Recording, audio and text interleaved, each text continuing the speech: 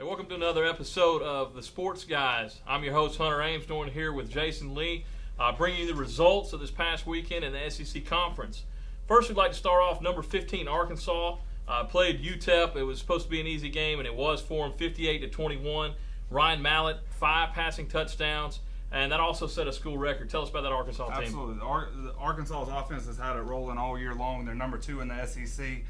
Behind Auburn. As you said, Ryan Mallett, 5 touchdown passes again this week on top of the 4 that he had last week. But they also got the run game going. Niall Davis, 182 yards rushing with 2 touchdowns there as well.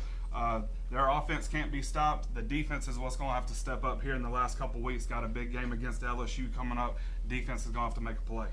Speaking of LSU had homecoming against Louisiana Monroe. Shut them out 15-0. Of course, it wasn't really the offense here. It was the defense. Defense picking up an interception for a touchdown, a fumble recovery for a touchdown.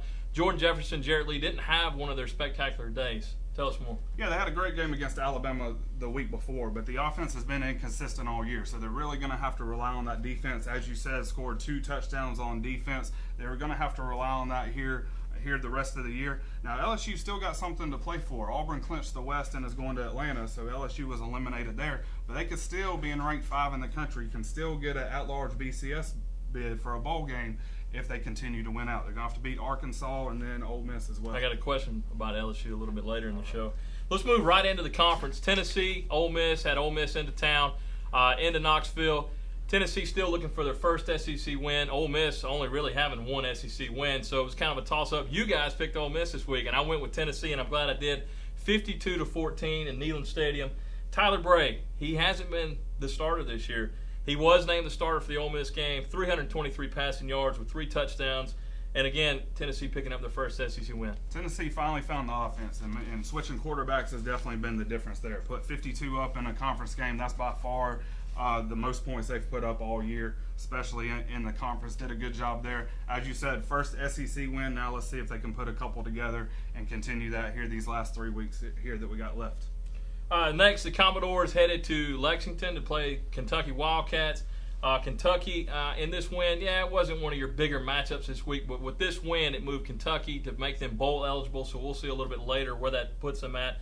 Randall Cobb, I saw that game, Auburn and Kentucky, and I noticed Randall Cobb had a picture about 50 feet tall at the stadium, at Commonwealth Stadium, and I wondered why. Well, after the game, I realized why, and he continues to put up big numbers, 170 yards on the ground, 56 through the air.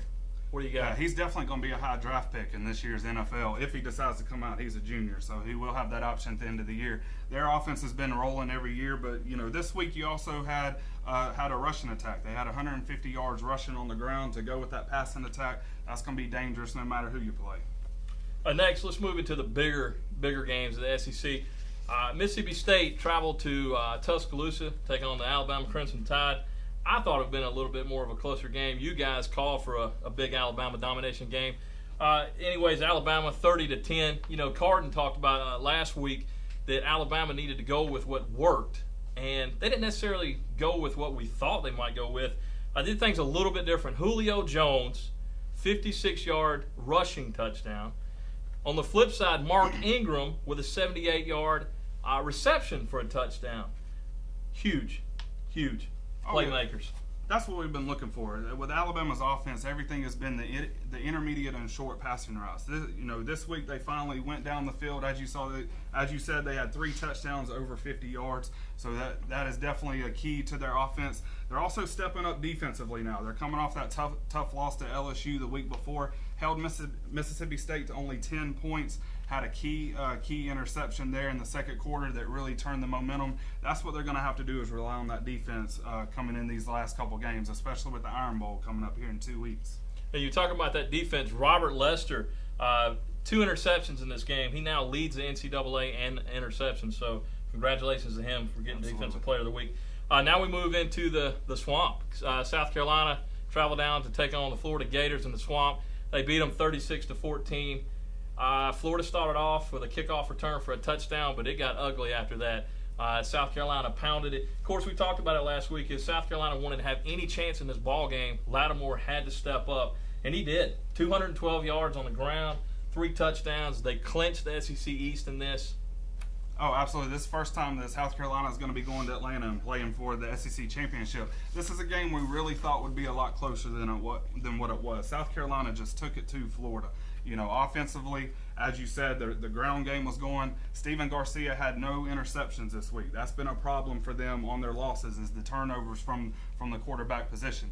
He takes care of the ball. Offense had it rolling. Now they're going to be getting ready for the SEC championship here in about 3 weeks, going against Auburn.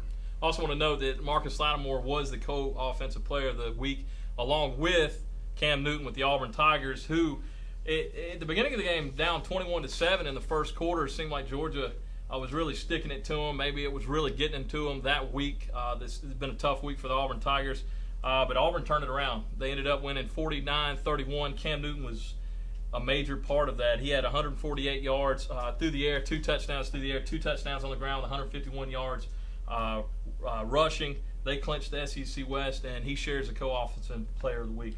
That was a big question mark that Auburn fans had, and really Auburn coaches admitted that after the game. That was a big question, is how is Auburn and Cam Newton going to respond to all the allegations and everything that has come up against them the last 2 weeks, and they showed it there. They got behind, as you said, early against Georgia, fought back, ended up winning by 18. That really tells you the community that they got. That's a real close-knit group. Auburn's got 22 seniors.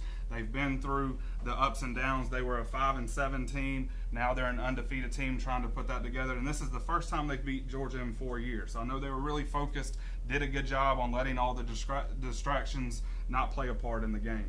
Really good. Later this week, we'll get into the actual games for the weekend coming up, and we'll make our predictions. But for the time being, we're going to go ahead and cover the BCS standings. It didn't change. Oregon State at number 1, number 2, Auburn, number 3, TCU, number 4, Boise State. Though Boise State did gain a little ground on TCU, and then number 5, LSU. A couple questions I have for you. What if Auburn loses against Alabama, but then they go on to win the SEC championship? Does a one-loss Auburn team that wins the SEC, do they possibly go over an undefeated TCU or Boise State team? Would they or should they is 2 different questions. Would they? I don't think so. I think if you lose this late in the season, I think the human polls are going to drop you down a little bit, especially against Boise, undefeated for the last 2 years. Their last 2 games are going to be against ranked opponents. So if Boise continues to be undefeated, they have those 2 wins against ranked opponents. I think it's going to be hard for an Auburn loss to still catapult them in front of Boise State. So would they? I don't think so. Should they? I would put a one-loss SEC team up against any of the non-automatic qualifiers. But this late in the year, I think a loss is going to be too detrimental. Okay, well, good. Well, that's all we have for today's show. Thanks again to Hibbett Sports for sponsoring us. Also, Eddings Electronics in Columbus. You can go to Eddings Electronics, get your cameras taken care of, your televisions, radios, computers, you name it. Anything electronic, they can take care of it for you. Also, stay tuned for a little bit later this week. We'll look at this week's games coming up, and also next week we'll have a special for the Iron Bowl. That's right. All right. Thanks again. I'm Hunter Ames. Jason Lee. We'll see you next time.